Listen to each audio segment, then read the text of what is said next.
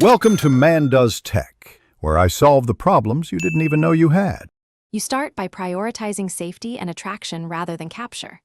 Prepare a clean feeder now, using a 1/4 cup sugar to 1 cup water ratio. Boil and cool to dissolve fully. Hang 1-2 feeders 3-5 feet high near cover so birds feel secure, and add red accents to help them find the food.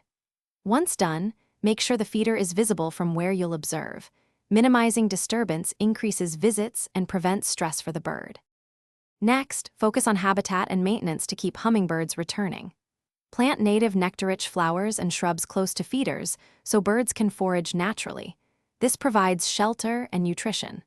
Space multiple feeders 10-15 feet apart to reduce territorial aggression and ensure more birds can feed. Once set, commit to cleaning feeders every 3-5 days with hot water to prevent mold and bacteria. This protects their health and makes your yard. Finally, transition into patient observation and responsible troubleshooting. You should watch quietly from indoors with binoculars or a camera. This reduces stress and lets you learn behavior patterns. If hummingbirds avoid a feeder, relocate it 2-3 feet or change surrounding cover. Often a small shift resolves territorial issues. If you encounter an injured or grounded bird, contact a licensed wildlife rehabilitator.